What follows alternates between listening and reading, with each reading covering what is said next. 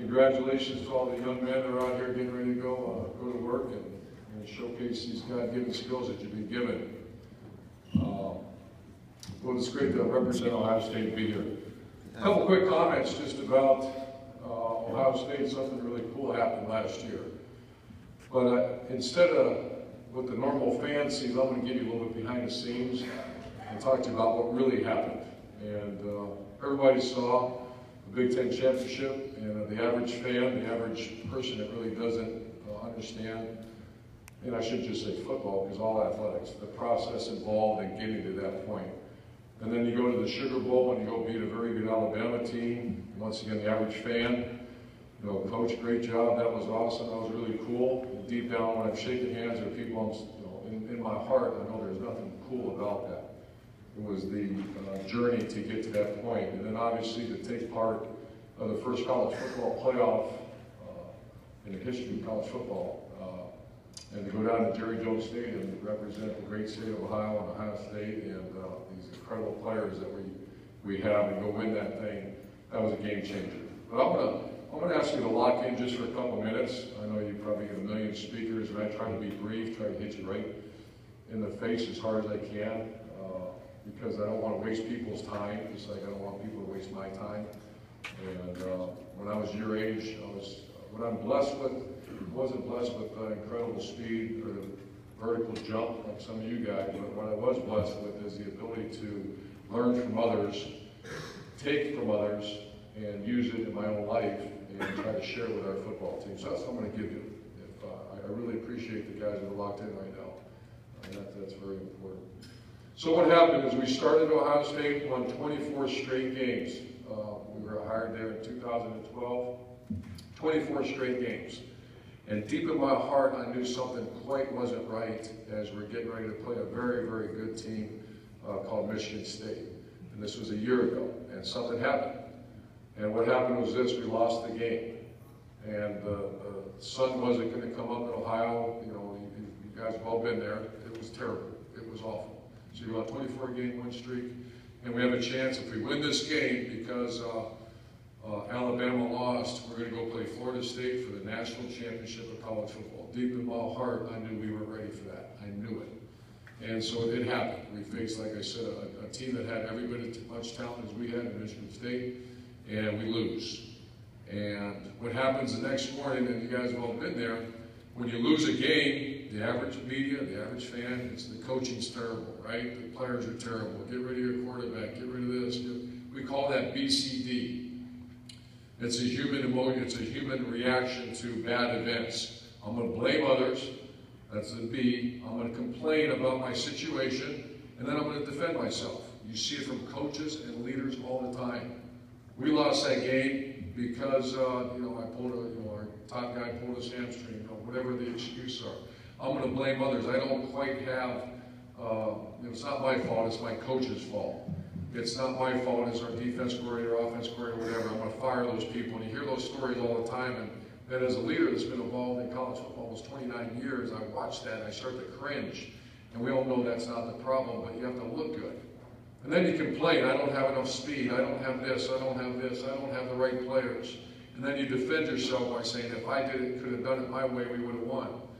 And you as a player do the same thing. When things don't go well, what do? You blame others, you complain about your situation, and you defend yourself.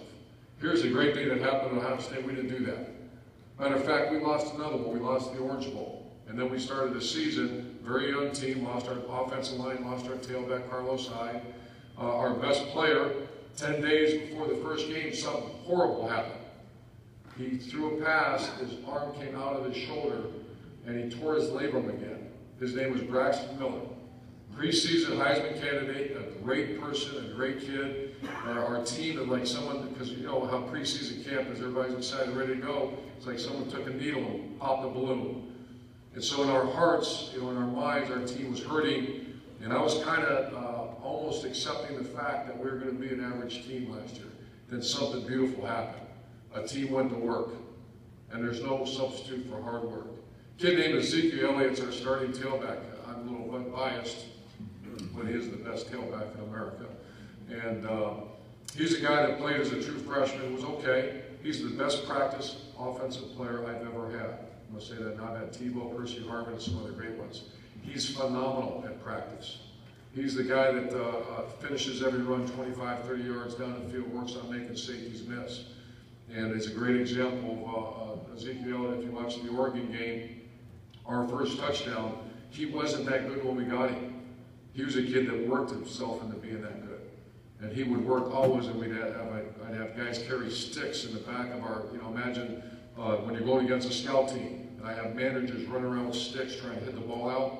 And he worked so hard at making those guys miss, and to see that actually happen in a national championship game, he broke through the front line, got to the second level, put his both feet in the ground and jump cut it and made the safety miss for a touchdown because of hard work. But the real thing that happened, and I want to talk to you just for a couple minutes about, is a guy named Cardell Jones. Cardell Jones was a third-string quarterback at Ohio State. He's from Cleveland, Ohio.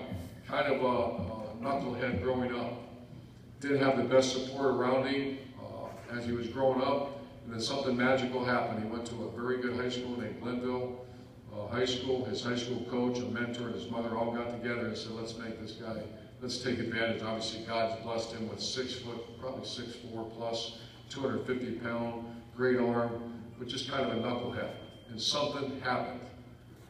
Braxton Miller goes down, Cardell Jones becomes a backup. He's the backup. What could he have done? That was a bad situation for him. All his boys back home, all his people, he could have did the BCD, right? He could have blamed others. He could complain about a situation and defend himself. Guess what Cardell Jones did not do? That. He went to work. He was always there getting better. You could see it, better, better, better. J.T. Barrett, our starting quarterback who took over for Braxton, goes on to break Drew Brees' records in the Big Ten for passing yardage and passing touchdowns. And here's Cardell Jones, the unknown, and he's kind of a guy that everybody knows who he is, but they don't know who he is. And how did he handle that situation? He did not BCD it, he just kept going and going and going. And then against our rivals, something horrible happened the second time. J.T. Barrett breaks his ankle in the third quarter. At the end of the third quarter, right near the end of the third quarter, we're up by 7 points.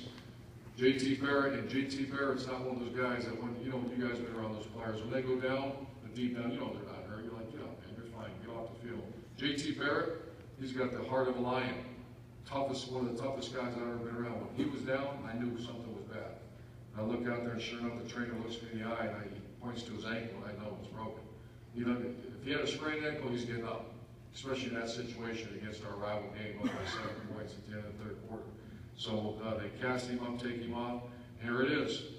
Here's our boy. I look over at him. It's Cardell Jones. Is now the starting quarterback of the whatever ranked team in America, fighting for a chance to play the college football playoff against our rival game, up by 7 points against obviously a very talented team.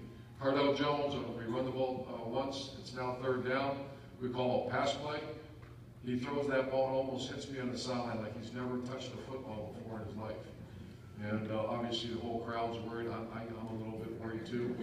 Okay, I'm lying to you. I was very worried.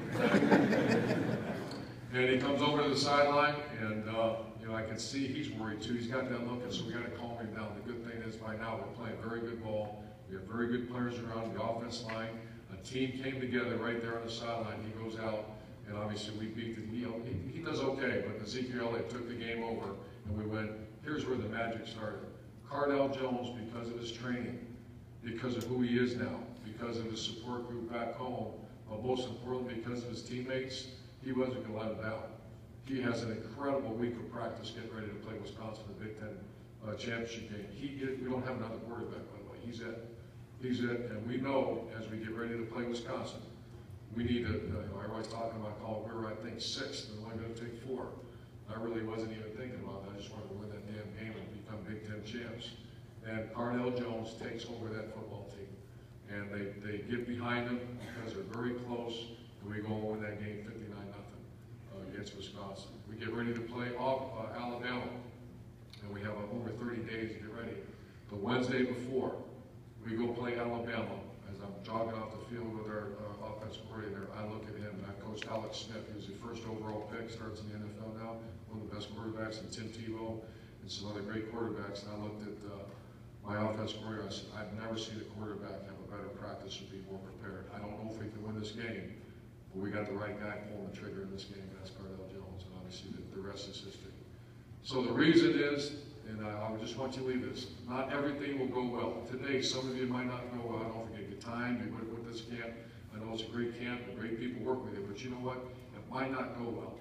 It might not go perfect. What's the solution? Well, there's two things you can do. Number one is the worst, and that's impulsive. That's the human nature of all of us. And what is it? It's BCD. It's not going well. I'm going to blame others. I'm going to complain about my situation, and I'm going to defend myself, and I'll be okay. That's the way humans are made. They do. They blame others, right? Or you can shut your mouth, go back to work, and get better and better and better.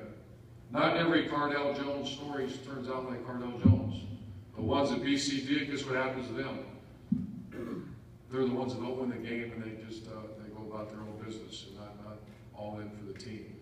But the one I wanted to share with you most of all was the Cardell Jones story. Why?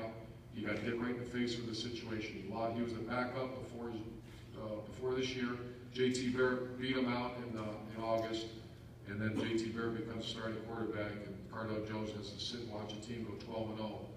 And a lot of people he could have transferred, he could have left, he could have, like I said, not stayed focused. But I'm glad, obviously, Ohio State's very proud that he didn't do that. He handled it the right way. He put team ahead of self, and he was trained the right way. And when his number was called, he executed at the highest level possible and became a national champion. So with that said, I want to wish you all well. If you have a chance to come visit Ohio State, we'd love to have you.